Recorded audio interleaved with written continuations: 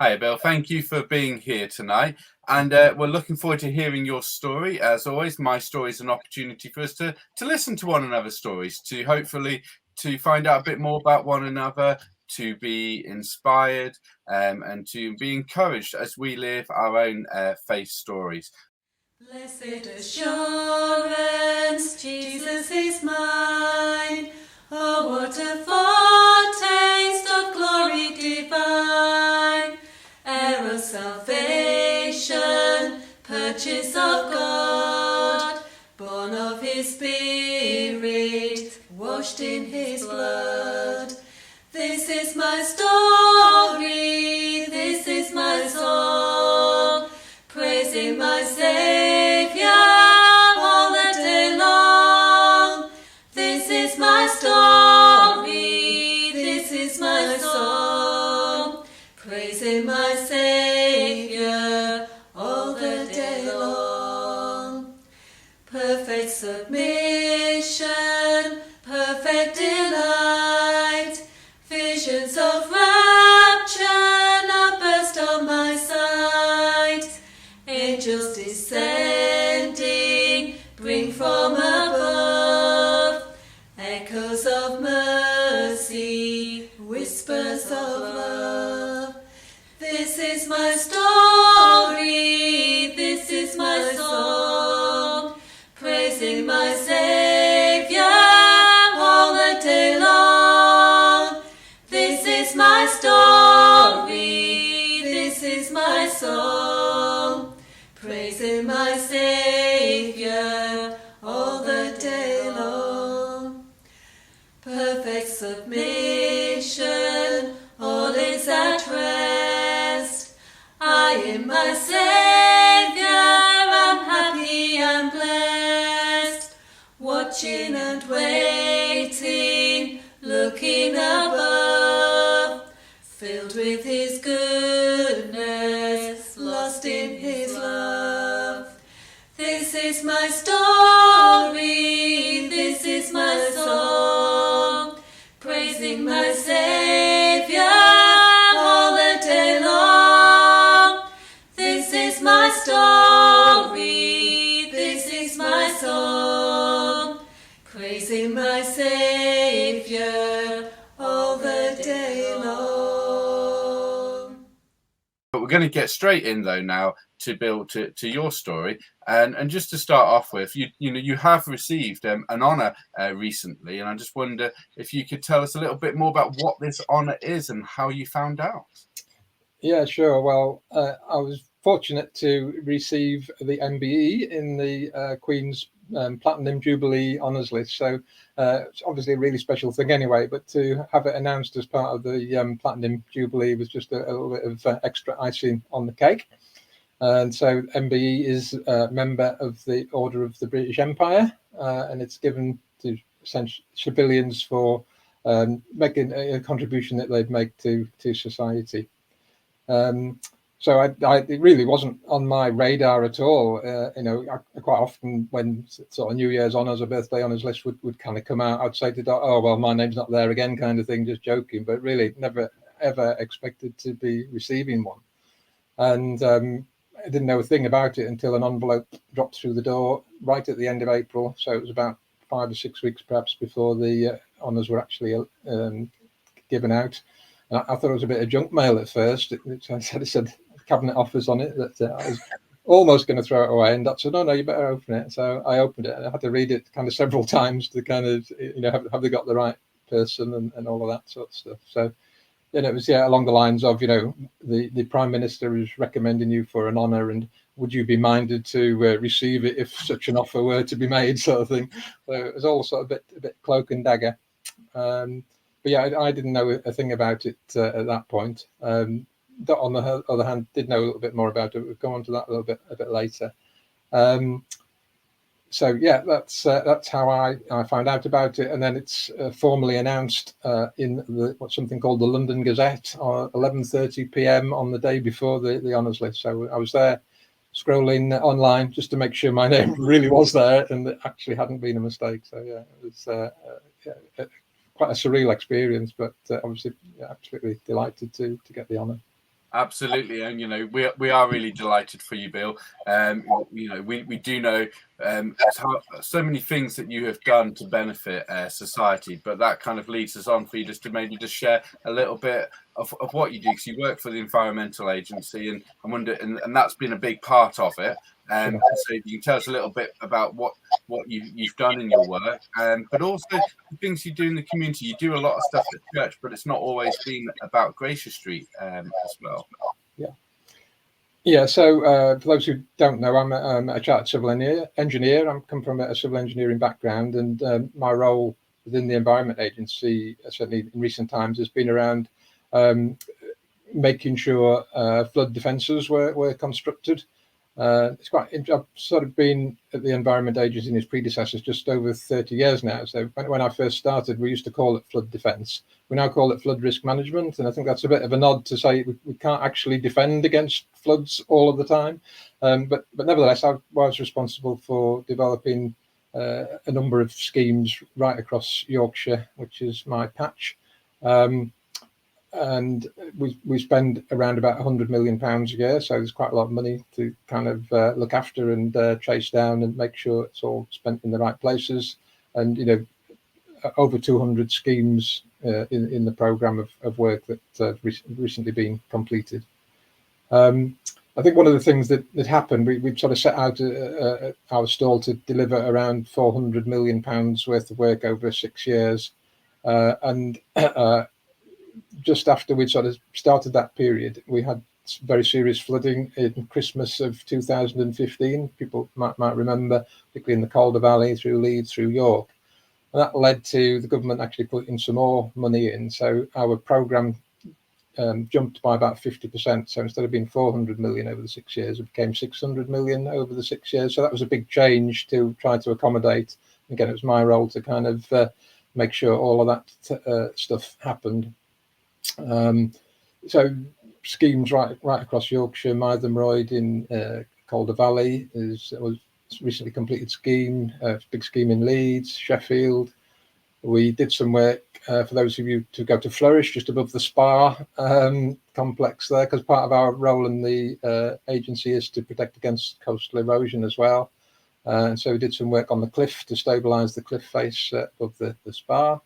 We did some work at Runswick Bay. I don't suppose anybody noticed that when they were there, but it's quite a minor scheme, but nevertheless important for the people of Runswick Bay. So yeah, I feel I've sort of left a bit of a thumbprint right across the county, really, in a way. I think one of the other key roles, which I guess was important in terms of the honour, is that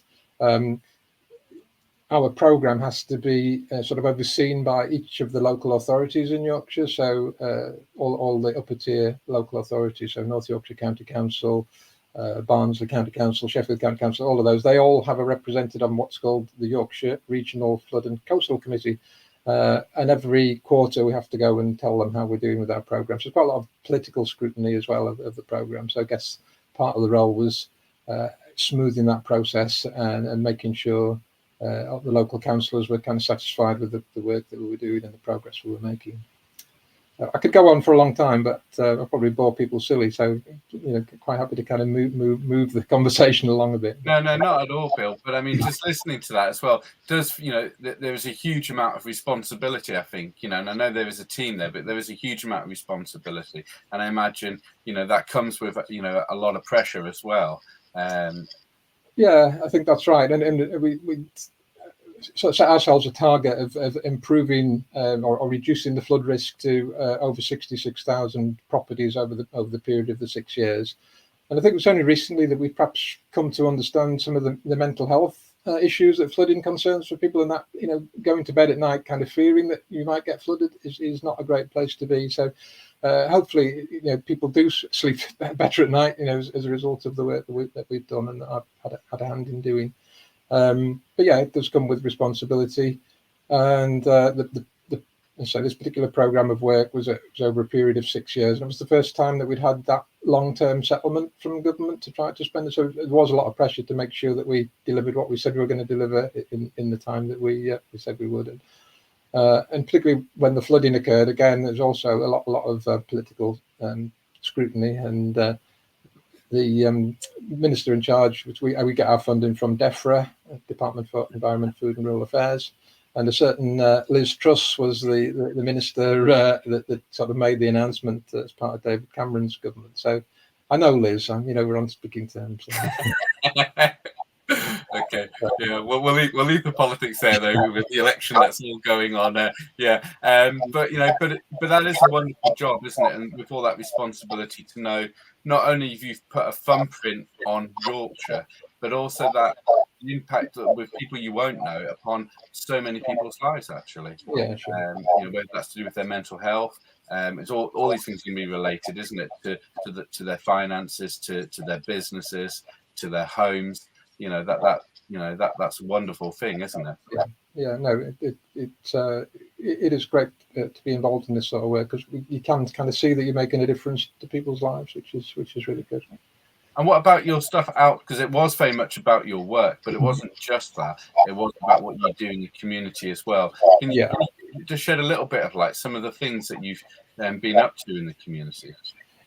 Yeah, I think one of the things that we're keen to point out was, you know, the things that I do at work wouldn't be enough on their own to kind of get the honour, so there needed to be something else. So this is where Dot came in, and she actually was contacted in March 21. So she kept a secret for over 12 months. Actually, she did very well. Pretty remarkable.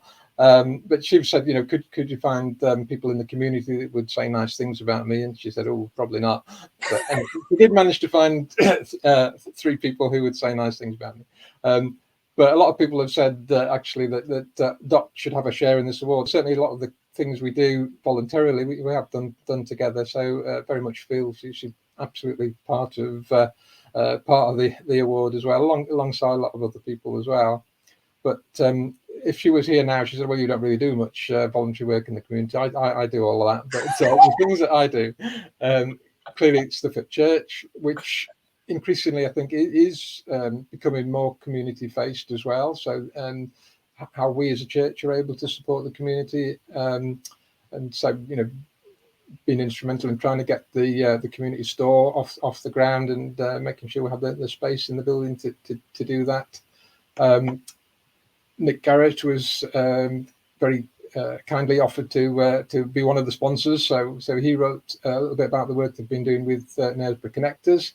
And that was really largely around the vaccination centres at the minute, although we sort of volunteers on the books of Connectors for a while. But when the vaccination centres were set up, Knaresborough Connectors was asked to provide teams of people to go and volunteer at the centre. So yeah, I'm a qualified car parking attendant now down at the showground. But yeah, it was really special to be part of that in a way. You felt you were kind of making a difference to people. And you know, in the early days, you know, it was the first time some people had been out for months when they went to their vaccination centre, you know. And yeah, it was a real sense of purpose and a sense of being part of a team that were just helping to bring this about in the community. And so yeah, Connectors was a big part of that. And yeah, I need to give you a big thanks, Gordon, as well, for your letter of support, and also to Gail Hunt. So Gail Hunt, the previous minister, and Nick and Gordon were very kindly sponsors, but they were sucked in by Dot's handiwork to make sure that I did get that support. So it's really good. I have to say though, Bill, it wasn't hard to write lots of good things about you, because you do so many things in the community, and you've just outlined that. But you skimmed over church. So you have multiple things that you do in the life of the church. and they do benefit so many people. So it wasn't hard at all to write that letter. But just thinking about all that you've reading from the Bible that's spoken to you about your work.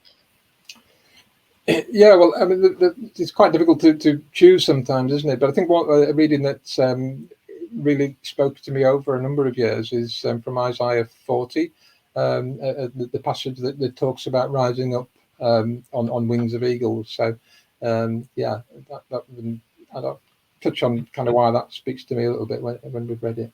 Could you read it, Bill? Because apparently there's a bit of an echo when I talk, so it might be better if it comes from you. Yeah. Do you not know? Have you not heard? The Lord is an everlasting God, the creator of the ends of the earth. He will not grow tired or weary, and his understanding no one can fathom. He gives strength to the weary, and young men stumble and fall, but those who hope in the Lord will renew their strength. They will soar on wings like eagles. They will run and not grow weary.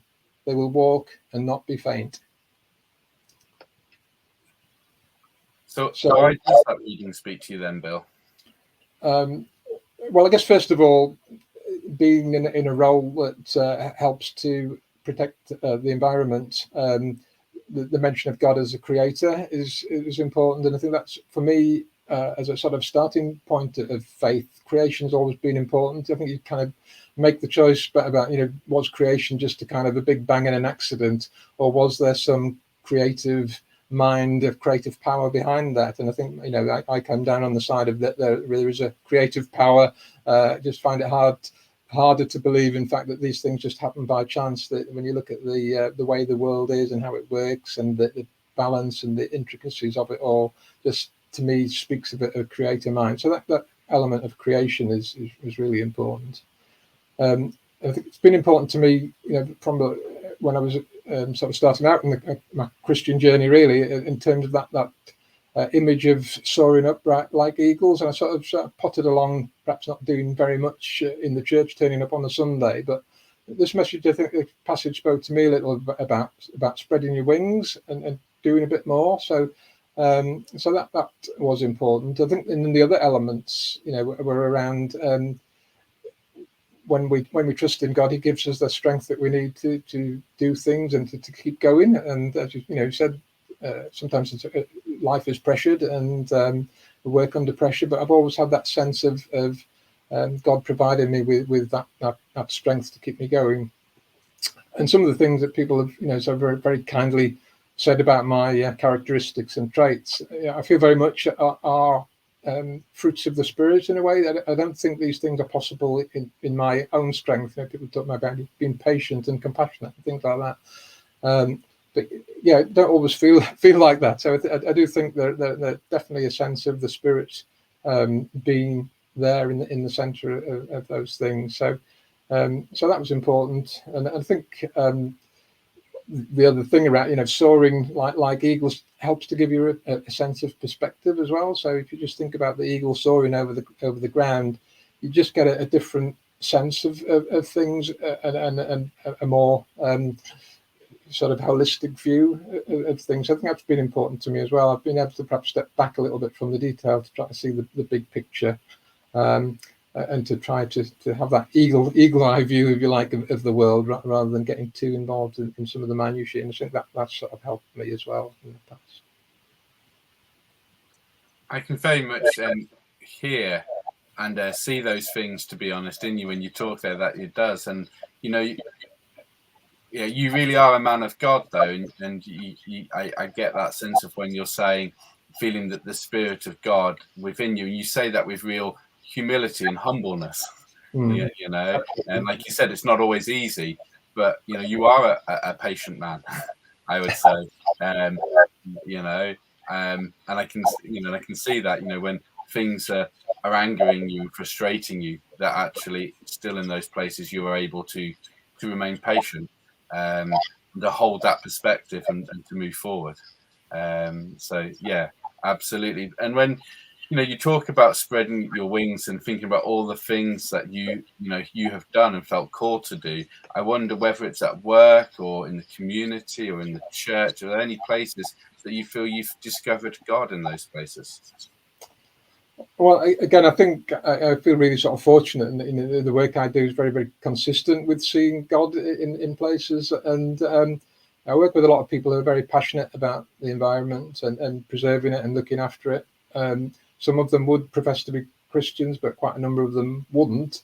But I always see God in all of those people who are creating, helping to kind of look after the planet. And just reading the other day from our leadership team, they'd been away on an away day, and they were kind of focusing, why do we do this? And people had said, well, what we want to do is actually put our arms around the planet. And I think that really struck a chord with me. And as I say, some people would call themselves Christians and others wouldn't, but actually just being part of a working environment that has that ethos, if you like, of wrapping our arms around the planet, I think is really, really true. And I think also that an image has been powerful for me is that when we say God has created, man is created in God's image, as it were, and we think of looking in a looking glass, and that looking glass being shattered by our sinfulness and disobedience, but all of those shards of the looking glass, if you like, all contain a bit of the image of God. And I think when you look at people in that perspective, actually, there may be things that we don't like about particular people who don't really get on with, but actually, if you can try to think of people as having part of that image of God within them, I think that's really helpful. And so, I do find it quite easy to see God in the world, and then closer to home, just the work that goes on at Gracious Street for numerous volunteers who give up their time and their talents to really reach out and to care for the community. So again, I definitely see God at work there. Absolutely, I think that's a beautiful image. About those bits of the image of God that we can see in everyone, whoever they are, and whatever's going on, and try to hold on to that and look for it and to discover it. I think is a really good thing. But you've told us a lot of the wonderful things you've done, and I'm just wondering what type of things, particularly in terms of your work and living out your faith at work, what type of the things are you doing now in your work? Yeah, well, I've had a bit of a change of role, having completed that 6-year program. Some people know I've reduced my working hours to 3 days a week now, and so that's inevitably kind of meant a bit of a change of focus. So my particular role now is to look at how we can continue to deliver and build for the defences, but do so using a lot less carbon, because that obviously impacts on the environment. So we've set ourselves a target of being carbon neutral by 2030, as a number of people have, and we're kind of working through what that means for us. And sometimes that might mean actually not building something that's not sustainable, to make sure that we're not making things worse actually by building something and using a whole lot more carbon, which in turn drives the circle of increasing the climate change, the rate of climate change. So it's very interesting. There's a lot of construction companies are doing the same thing. A lot of work going on to reduce our carbon footprint, and I'm trying to shape that work for our program of building within the Environment Agency. So it's interesting, it's different, it's again, it's challenging. I say I'm not putting quite so many hours in at doing it, but at the moment, but it's definitely something that's going to grow, I think, and a lot of interest, and really interesting. So that's one thing. I guess because I've reduced my sort of official working hours, I'm also keen to kind of see how we develop the community in Knaresborough and what I might be able to do to help out that. But at the moment, I'm just taking a little bit of a breather on my 2 extra days and kind of working out how that might shape out in the future. But I was just saying before we came on air almost that I now have to live up to my MBE, so there's no resting on my laurels. I think I need to, and that will be giving me a good push to go and do something useful soon, I'm sure. I'm sure she will. But you know, those couple of days of well-deserved break and rest, and time for you and Dot to be together is a well-deserved and a good thing in itself. But again, that project there sounds, like you said, sounds challenging, but really exciting and rewarding, and another great way to kind of put your mark in this world and and a great way of living out your faith. Yeah, I hope so. It's really interesting, and I'm really enjoying it. So good. And I don't think you quite got a date yet, but do you know what's going to be happening next for your MBE? Yeah, well, apparently there's a backlog of, along with lots of other things, but I think that's in part actually because of COVID. Actually, there have been, a lot of more awards have been made because of more people doing things in the community and being recognised, which is really good. So yeah, there's a backlog. We don't know quite when it'll be. It'll probably be one of the senior royals, probably not the Queen because she's got mobility problems.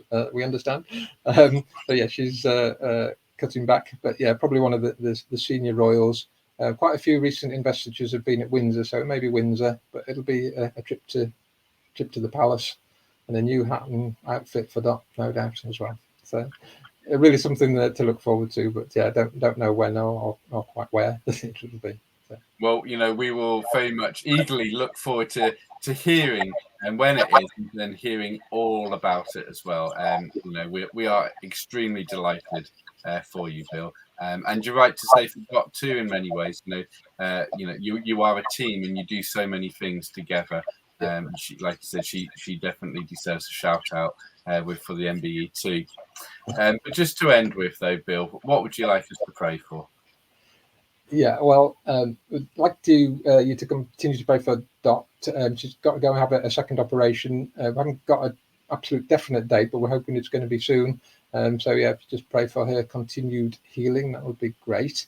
We also got some friends in Sri Lanka that we actually met when we were on holiday, and the situation in Sri Lanka is obviously really, really bad at the moment, and we haven't heard from them for a little while. So we're trying to get in touch just to see how they're going. But obviously the political situation and the fact that there's severe shortages there is quite a worry. So yeah, lots of things to pray for there.